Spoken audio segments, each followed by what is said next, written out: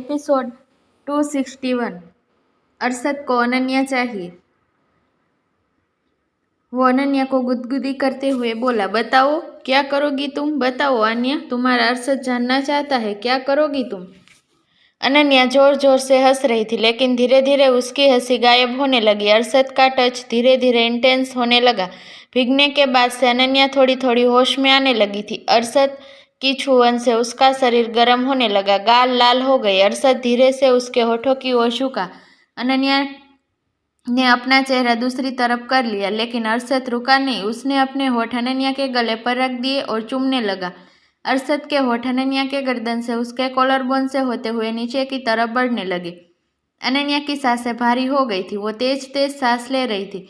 वो तेज तेज सांस लेते हुए अरशद को दूर धकेलने की कोशिश कर रही थी, क्योंकि फर्श उसे चुभ रहा था।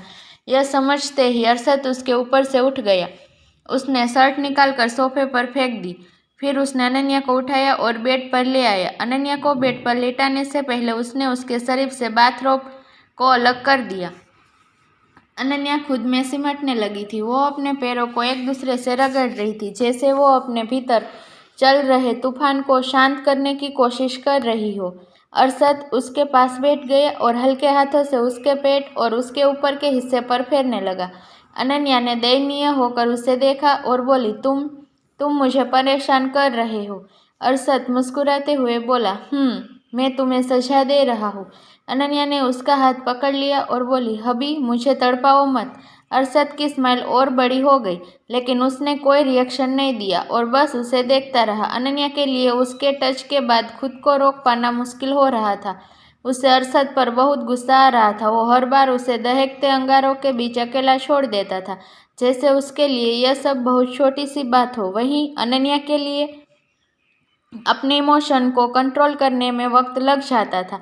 आज से पहले उनके बीच जब भी रिश्ता बना था, उसने ही पहल की थी, लेकिन आज उसे अरशद के रूखे बर्ताव पर बहुत गुस्सा आ रहा था। क्या वो उसकी बेइज्जती नहीं कर रहा था?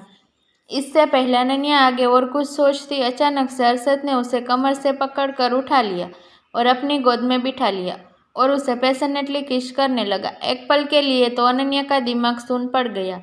वो अरशद की बाहों में एक मेमने की तरह थी। वो अरशद को रिस्पॉन्स देते की पूरी कोशिश कर रही थी, लेकिन अरशद वाइल्ड हो चुका था। वो हर बार की तरह नहीं था, इस बार वो अपने आपे से बाहर था। अरशद ने अनन्या को बेड पर लेटाया और उसके ऊपर आ गया। उसे किस करते हुए ही उसने अपने सारे कपड़े उतार दिए, लेकिन अनन्या को सांस लेने का भी मौका नहीं मिला था। उसकी गर्म सांसें तेज थी। अरशद उसके ऊपर था। उसके अनन्या ने के कान में कहा, अनन्या क्या तुम मुझे चाहती हो? अनन्या ने आंखें बंद कर ली और बोली, मुझे सुनाई नहीं दिया। अरशद ने पूछा तो अनन्या ने शर्माते हुए कहा, अनन्या को अरशद चाहिए, उसका प्यार चाहिए। अनन्या अब और नहीं सह सकती। उनके इन शब्दों के बाद कमरे में बस उसकी ही आवाज़ें गूंजती रही। सुबह जब वो उठी तो उसका पूरा शरीर दर्द से टूट रहा था। उसने बुरा सा मुंह बनाकर पास सोए अरशद को देखा। बीती रात ही उसे पूरी तरह से होश आ गया था और अब वो बहुत ज़्यादा गुस्से में थी। पास में ही सोए अरशद को घूरते हुए वो बोली, अरशद तुम बहुत बुरे हो। और इतना कहकर वो बेड से उठने लगी। इससे पहले वो उठ पाती, अरशद ने उसे अपने पास खींच लिया। अनन्या ने जो कहा उसने सुन लिया था। वो शरारती स्माइल करते हुए बोला, मैं बहुत बुरा हूँ। अनन्या ने कुछ नहीं कहा और उससे नजरें चुराने लगी। तभी अरशद ने उसके कान में फुसफुसाते हुए कहा, अरशद को उसकी अनन्या चाहिए। यह सुनते ही अनन्या की आंखें बड़ी हो गई और चेहरा शर्म से लाल हो गया। जाहिर था अरशद उसे चिढ़ा रहा था। अनन्या ने मासूम सा चेहरा बनाकर कहा, लेकिन अनन्या को अब अरशद नहीं चाहिए। क्यों? क्योंकि अनन्या को दर्द हो रहा है। तो इसमें गलती किसकी है? अनन्या की गलती है। अनन्या को पता है उसकी गलती है। हाँ, सच में? हाँ, क्या अब भी अनन्या अरशद को परेशान करेगी? अनन्या ना कहने वाली थी, मगर कुछ सोचकर वो रुक गई। फिर एकदम से हंसते हुए बोली, अनन्या को अरशद को परेशान करना अच्छा लगता है। इतना कहकर उसने अरशद के गालों को काट लिया, फिर जल्दी से बाथरूम में भाग गई। यह लड़की, अरशद अपने गालों को सहलाते हुए बाथरूम के दरवाजे को देखते हुए बोला। उसने कल रात जो बाथरोब अनन्या को पहनाया था, वो बाथरोब उसके साइज का था।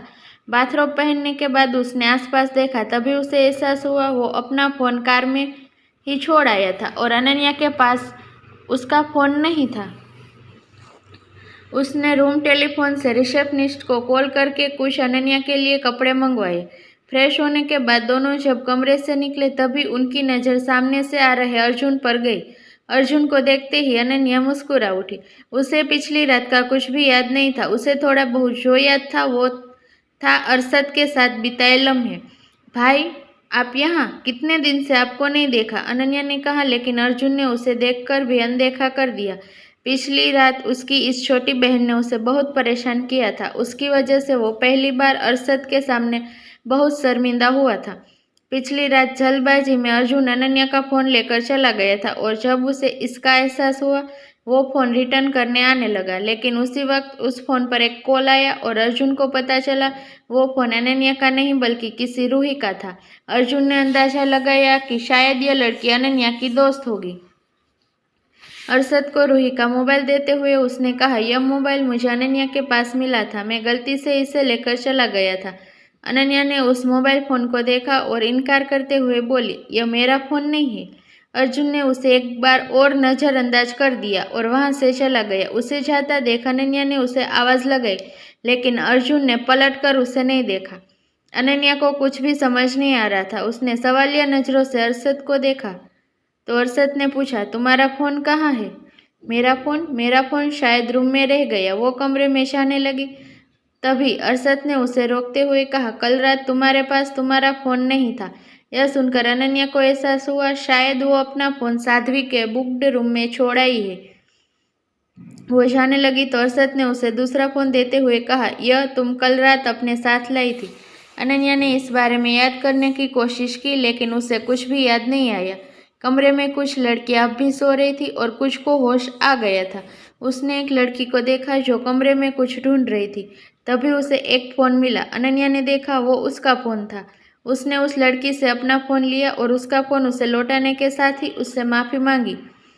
फिर कमरे से जाने से पहले उसने साध्वी को देखा जो अब भी खर्राटे लेते हुए सो रही थी, क्योंकि यह सारी लड़कियां विदेश से आई थी और साध्वी के घर पर ही रह रही थी, इसलिए अनन्या भी उसे छोड़कर कमरे से बाहर चली गई।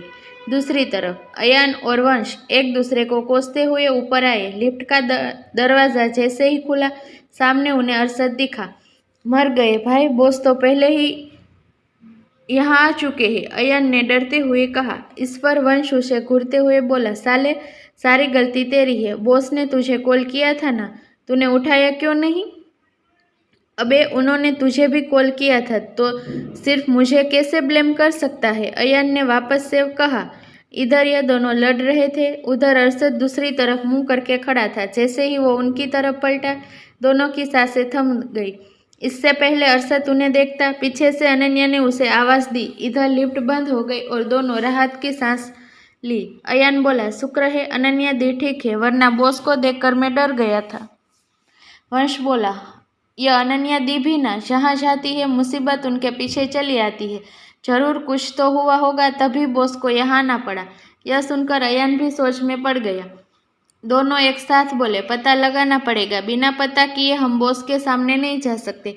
अनन्या डेस्टिनी विला जाने के लिए अरशद के साथ कार में बैठ गई। जैसे ही कार होटल से बाहर आई, पैसेंजर सीट पर बैठे डैनियल ने उससे पूछा, अनन्या मैंने सुना कल रात तुमने शराब पी थी।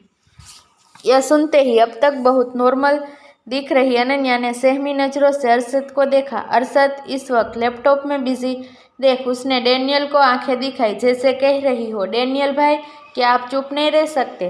डैनियल ने ऐसे दिखाया जैसे उसे अनन्या की वार्निंग से कोई फर्क नहीं पड़ा हो। उल्टा वो हंसते हुए बोला, मैंने कभी नहीं सोचा था तुम शराब पीकर होटल में हंगामा कर सकती हो। हंगामा? क्या उसने सच में कल रात कोई सीन क्रिएट किया था? अगर ऐसा था तो अरशद ने उसे डांटा क्यों नहीं? मन ही मन यह सोचते हुए अनन्या ने अरशद को देखा। स्क्रीन की तरफ देखते हुए अरशद बहुत ज़्यादा सीरियस लग रहा था। डैनियल ने फिर कहा, तुम्हारी शक्ल बता रही है पिछली रात जो हुआ तुम्हें कुछ भी याद नहीं है। क्या हुआ पिछली रात? उसने ऐसा पूछा जैसे दुनिया की सबसे भोली और प्यारी लड़की वही हो। इससे पहले डैनियल उसे कुछ बताता, अरशद ने लैपटॉप को जोर से बंद किया और डैनियल से बोला, वो हैदराबाद में छुपा हुआ है। माधव को कहो फ्लाइट रेडी रखे, मुझे अभी हैदराबाद जाना है। डैनियल ने तुरंत रिएक्ट किया और माधव को कॉल करके फ्लाइट रेडी करवाने को कहा।